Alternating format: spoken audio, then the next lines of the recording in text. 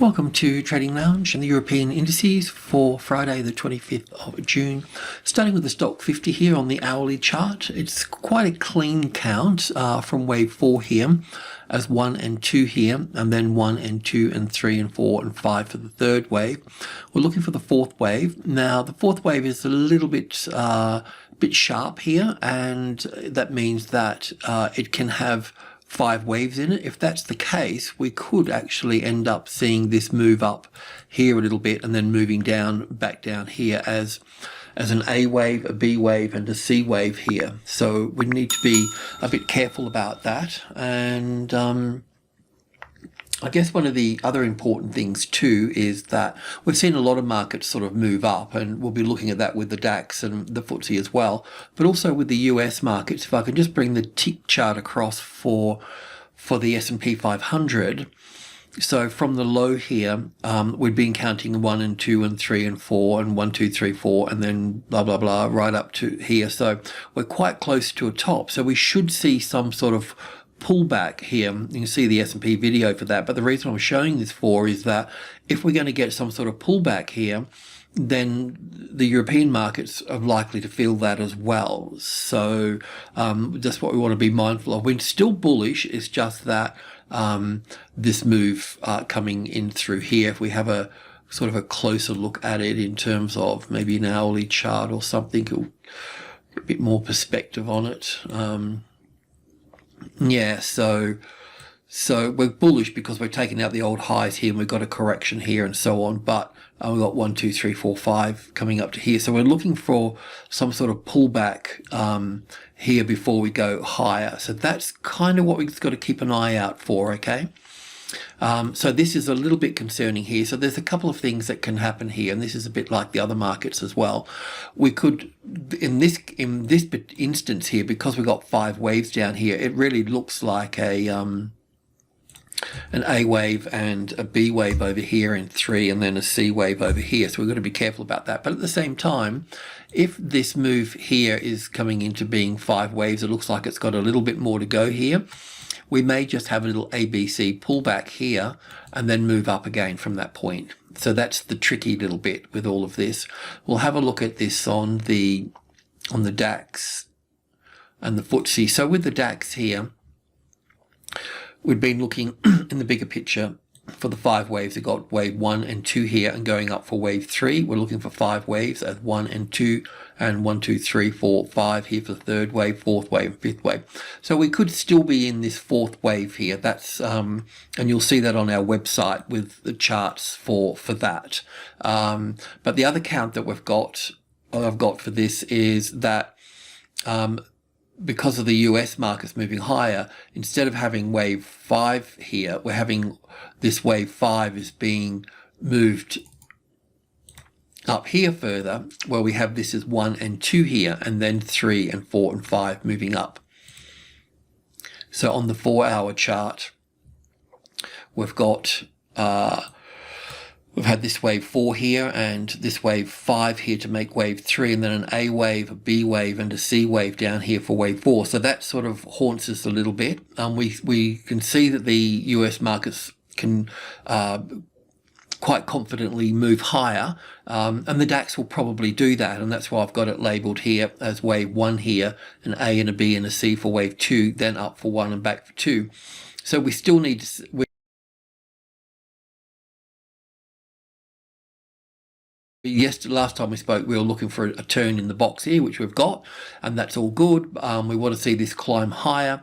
It's just that, yeah, this wave 3 here is an A wave, a B wave, and a C wave down to here sort of haunts us a little bit. So trading less to the upside is better, or even trading the S&P would be better as well in this regard. But let's just continue to move in here for this. So picking it up from yesterday, we were looking at the move down here is an A and a B and a C wave here for wave 2, and then up for 1 and back for 2 here, and yeah, and then moving up. So we were looking to basically go long, because yesterday we talked about being long Thursday afternoon and Friday morning and through Friday and so on. One of the things we're looking for was support as a bit of a safer trade, support on the 15,600. So for that support, we're looking for a classic trading levels pattern on that support there. So in that regard, a pattern like this. So if that's the 600 across here, the arrival, the reaction, the first high above the level, I mean, this is quite a big picture, but we'll look for that reference point high here, because then we can draw a line across that and go long from that point. We can drop it down to this one, and we may even get another one over here as well for that. In fact, this little pattern here, as I always say, that on a smaller level, that little pattern there would be the same pattern as this larger pattern here. So here would have the arrival, the reaction, the first high above the level, little ABC pattern, and so on in this. So you can refine the entry point with that. And that's what we're sort of looking at here. I wonder if we can go to the tick chart and just get a better viewing of that. Yeah, so it's looking quite good. I mean, I kind of like it because this move down through here that we were looking for as a correction move here, move down through here. I've got this labeled 1 degree higher. Sorry about that. But the main takeaway here is that we've got this as an A and a B and a C. This is not 5 waves down, it's corrective. And it's pulled down into its box, just so it's okay as a wave 2, you know. So we're just looking at this to move higher, and we're going to use the 600. I mean, as far as the crow flies, we've got, don't need that there, delete that. So from the 15,000, we've got 1, 2, 3, which is all group 1, and then we've got the midpoint here at 500, and then we've got 8. So the Fibonacci numbers 1, 2, 3, 5, and 8. So we're heading into group 2 now. Now group 2 is the lower end of group 2 here is the 650 number, and you can see that it's played out really nicely through here. So what we're trying to get here is support on that level. We're trying to get in a little bit earlier on the 600 as support, but what we really want is that 665 number as the support, because then the market will climb through group 2 here. It's already reacted from the 800. We always call 8 a profit taking number, so it's already reacted from that. So we're not going to see, it should stay within group 2 at this point. Yeah, based on this little move being down here in 3 waves, we should see this move higher through here for that.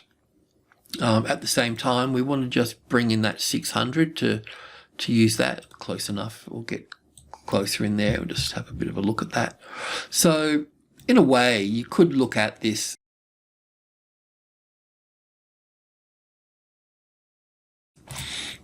Let's just stiffen this line up a little bit. So not quite on that there. So 600, it's good enough. So in a nutshell, we've got the arrival, we've got the reaction, and we've got the first high above the level. It's only small, but that's what you could use to go long on at that point. And here we'd be looking for some sort of, you know, corrective pattern to play out here and then push up from that point. You could probably go long on that second high here as well. In terms of this pattern here, it's I can see parts of it. I can see this is 1, 2, 3, 4, 5 here, so it's an impulse wave here. This is an impulse wave still building to the upside here. This little bit tricky to count this guy here. I need to have a look at the cash market. But yeah, so support, is that support yet? No, but if it takes that top out, that means that would be in the retest, and that means that it would be support at that point. So it's still resistance halfway through the process. So it can fail from here and move down. So this is why we need that classic trading levels. You need to understand what support and resistance is, and you can confirm that with the volume as well on the cash market or the futures market, whatever you're using. This is a CFD product. A bit hard to trust the volume on these guys because the CFD product is a mix between the cash market during the day and the futures market at night, plus fair value. And sometimes with the volume, what they do is like with the Forex as well. When you see the volume on the Forex, it's not really volume that you're looking at. It's how many times the price has changed, which has a relationship to the volume, but it's not accurate. So you just need to know that, that's all. Yeah, so let's just drill out here and go back to the bigger picture for a moment, to the hourly chart at least. So yeah, we could build a position in on the 600 here, as we mentioned yesterday, because we're getting what we wanted there. So I'll leave that up to you. We could bring that down to the top there for that, and you could, obviously you want to be long above this as well, but there's still that trap there. The trap is that we could move up to supply area and fold from that point. So it's probably not a good idea to trade too much, and then tomorrow we'll pick it up, or the next session we'll pick it up, and we'll figure out this structure here, and then we'll look to go long above that structure up. You know, once we've got that 5 waves here, we'll go long above that there as well in that regard.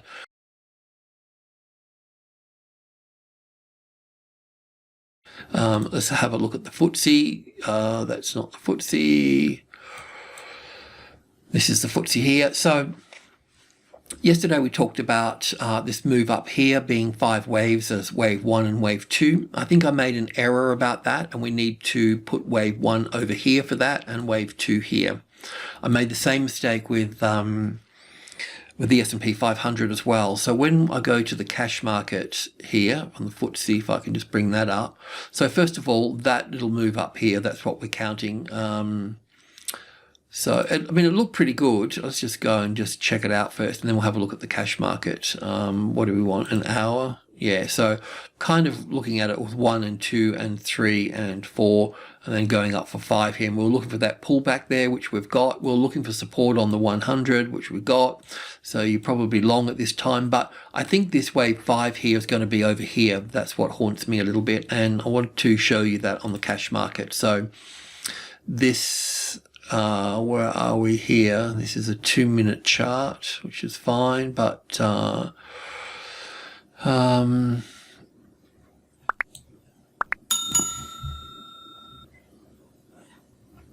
me just get this sorted out a bit. I just need a bit more data. Here we go.